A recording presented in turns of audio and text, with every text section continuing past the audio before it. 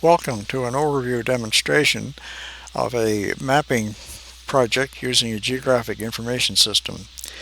In this ongoing project, we are using QGIS, an open source, free-to-use software package.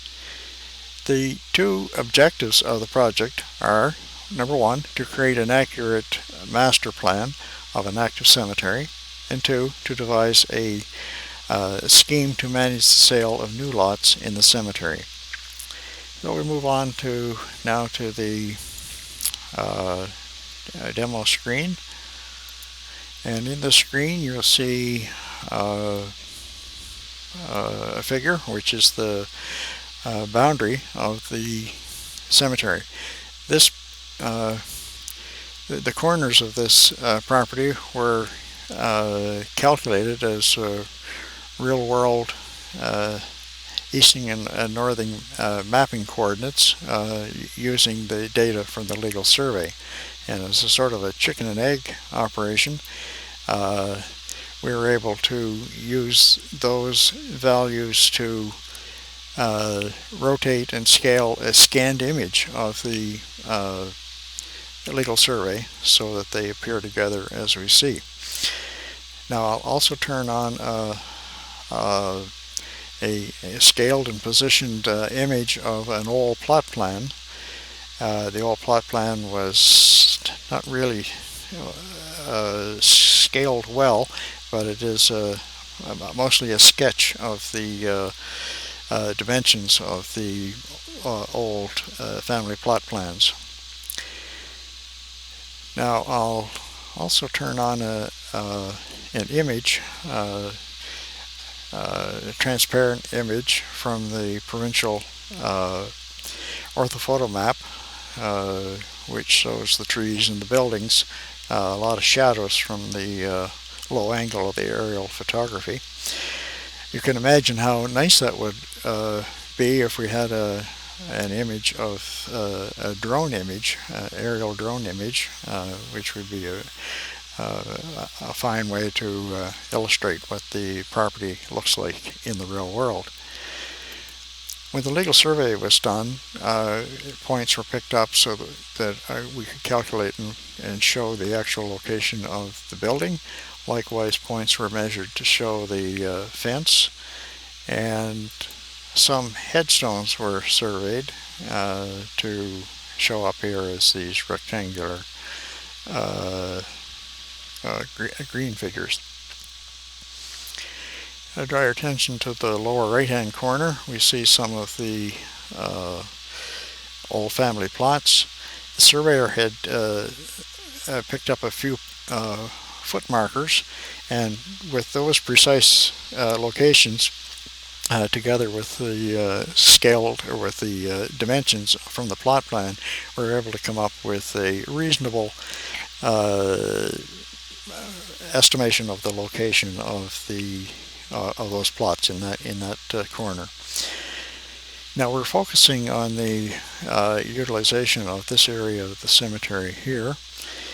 So in order to have some scheme of layout, we've come up with a grid block system. I'll turn it on, and at this point I'm going to blow up the scale at about 1 to 250, drag it into better position, and then I'm going to turn off some of the layers so we can see better. I'll turn off the legal survey, the old plot plan, and the photo image.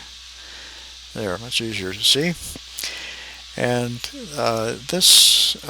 these grid blocks were laid off in rows and columns, numbered rows from left to right being 1, 2, 3, 4, 5, and so on, and in letters as columns from starting on the left hand, covering the entire property, starting at A to I, J, K, L, M, and N. And each of these 20 by 20 would include like standard burial plots of 4 foot wide by 10 foot long. There would be 10 of them in each of these blocks. I'll turn on some points here to show that the grid blocks are determined from these points, which were actually calculated in the real world northern and eastern values in the mapping projection. There were some recently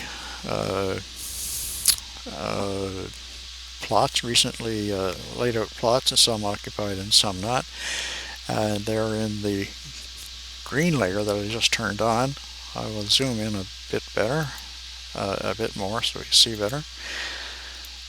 And we can see that these line up very well with the new scheme. And down here, the lower section are good. The group up here are drifting a bit. But the new scheme is designed to be exactly parallel with the east boundary of the cemetery, and lines up very well with these lots, which were the alignment was determined from the legal survey. Now we will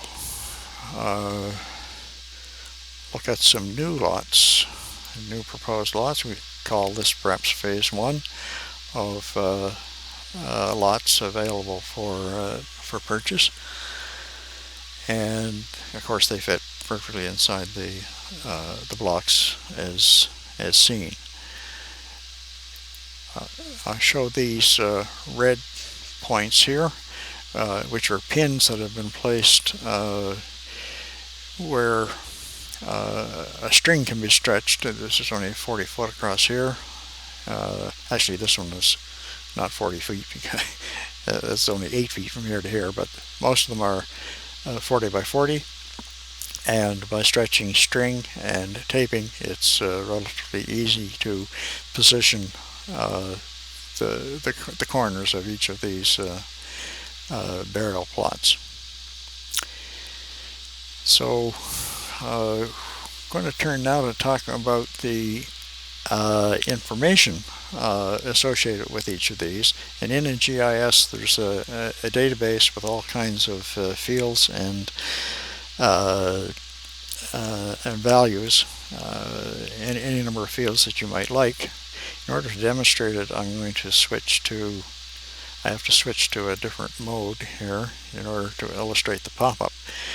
And over here I'm going to select the green ones, the recent marked ones. Then I'm going to use the information pointer, point at that plot there, and you see a box pops up showing some potential fields, again, owner, interred person, locator, but any number of fields that the management feel they need.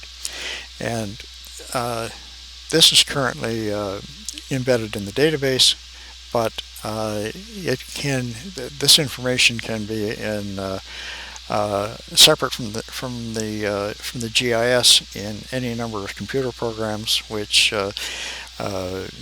any person with basic computer skills could easily manage, and then the data could be associated back to the GIS for use.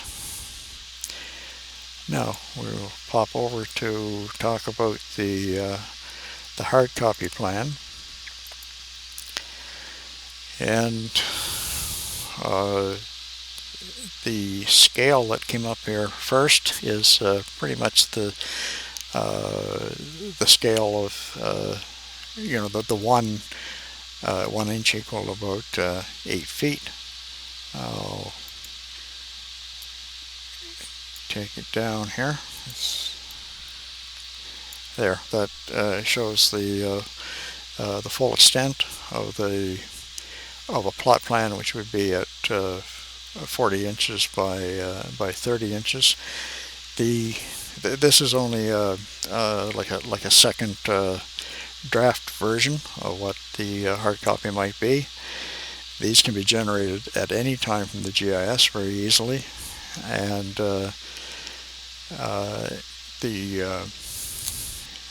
this title block down in the lower corner here could contain most anything that the management might want, and there would be, say, like a version 1 highlighting this first phase, and then as other phases were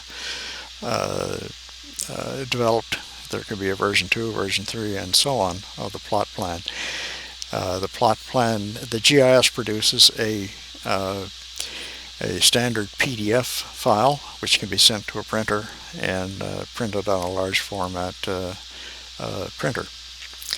So that covers most everything, and we'll conclude by saying that we seem to have at this point achieved the two objectives of creating a master plan and devising a scheme to manage the sale of properties. Dynamic mapping is a home-based business operating in Bradford, Ontario. So thank you for your patience in viewing the demo.